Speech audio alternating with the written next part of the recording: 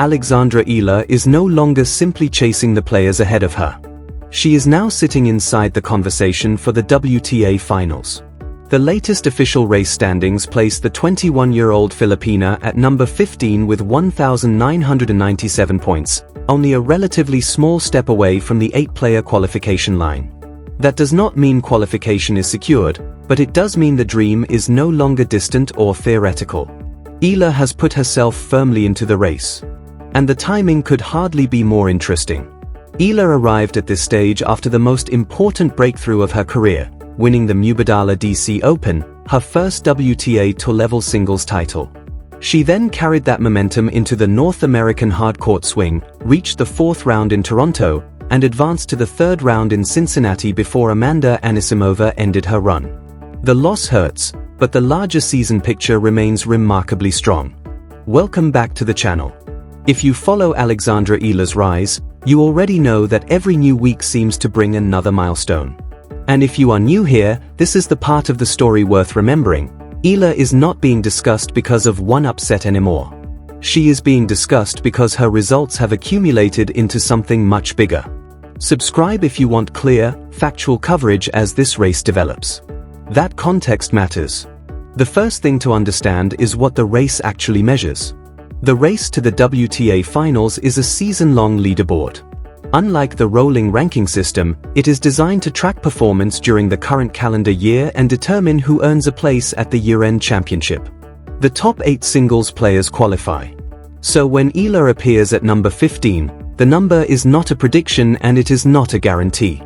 It is a snapshot of her current position in a live competition. That distinction matters because the gap between number 15 and number 8 can change quickly. Players above Eala can add points, players behind her can surge, and every remaining tournament creates another opportunity to move. The leaderboard published by the WTA currently has Eala on 1,997 points, while the players around her are packed closely enough that a deep run can reshape the order. In other words, the race is still open, and Eala has meaningful ground to cover. Every point matters now. Her position is even more significant when you consider where this season began.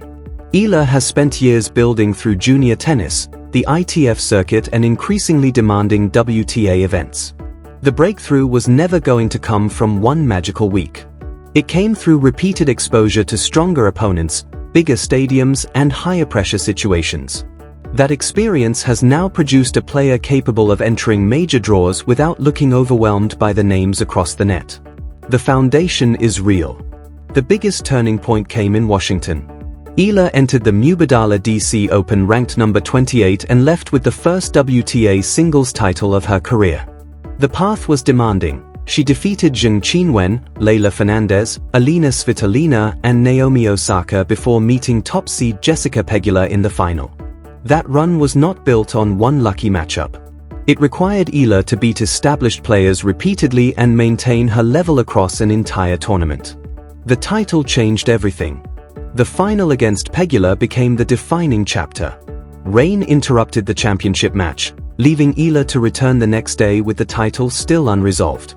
She eventually completed a 4-6, 6-4, 6-0 comeback, winning 10 of the 13 games after play resumed. It was the first WTA Tour-level singles title for a player from the Philippines. That achievement changed both her ranking position and the expectations surrounding her. The comeback made it historic.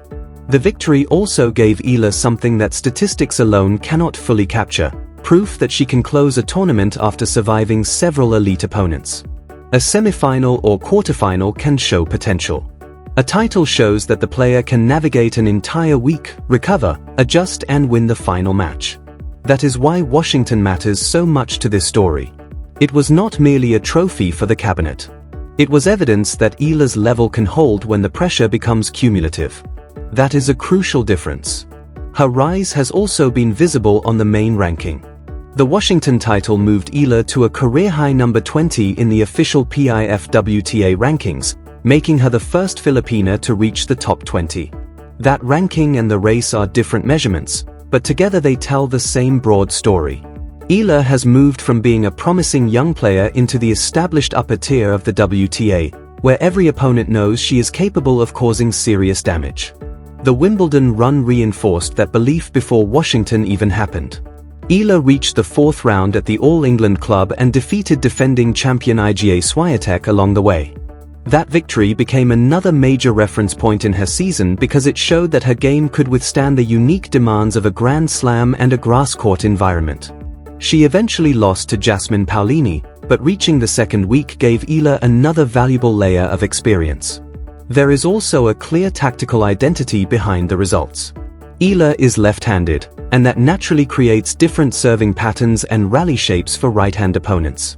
Her ability to open the court with the lefty serve, then attack from the baseline, gives her a recognizable structure. More importantly, she has become increasingly comfortable taking the ball early instead of simply waiting for opponents to dictate. That aggression can create errors, but it can also seize control before a rally becomes defensive. This is where adaptation matters. Her development is particularly interesting because it has taken place across different surfaces and environments.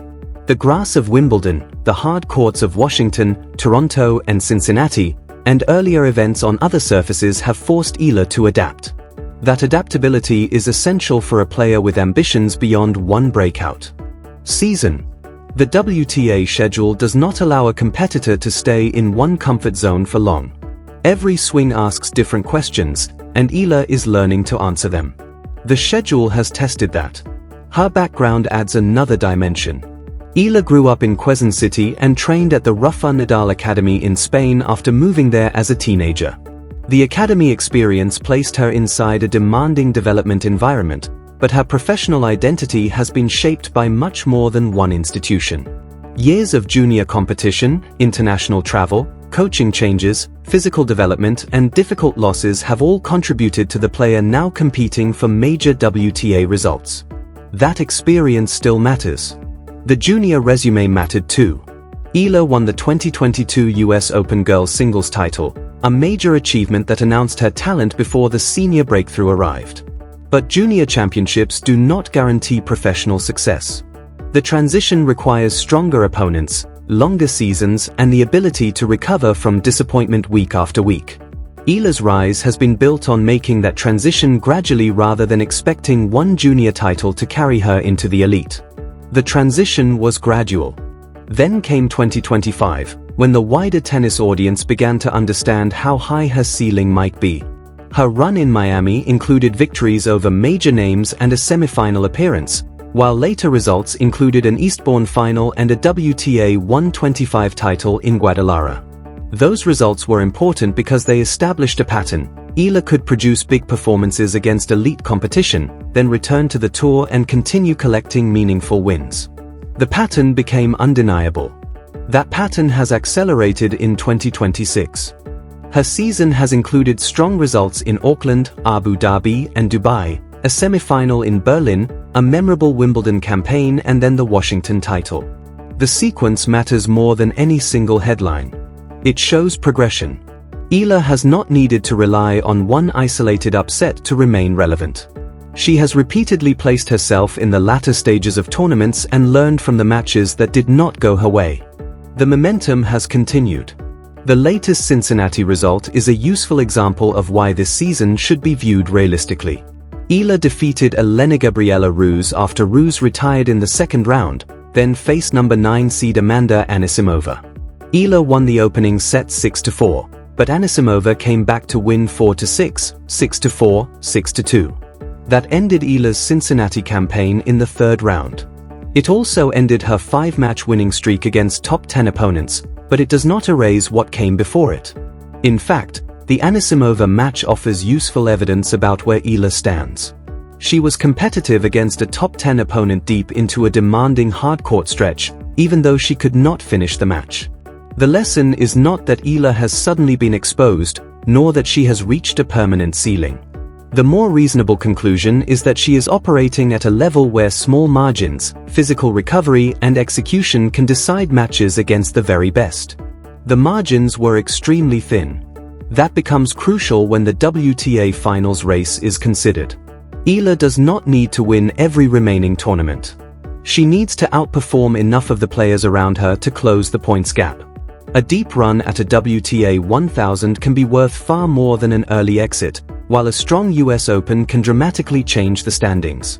The goal is therefore not simply to collect wins. It is to maximize the opportunities where large amounts of ranking points are available. The math remains the challenge. And the US Open is now the obvious next stage. Eala will arrive in New York carrying a much different reputation than she had at the start of the season. She is no longer an unknown player hoping for a favorable draw. She is a top 20 competitor, a WTA champion and a player who has already beaten multiple Grand Slam champions and top 10 opponents. That status can create pressure, but it can also create belief. She now knows she belongs in those environments. New York offers another chance. There is another factor to manage, the length of the season. Eala has played a heavy schedule, and the physical demands of professional tennis become more severe as the calendar moves forward. Deep runs are valuable, but they also require repeated matches, travel and recovery. The challenge for her team,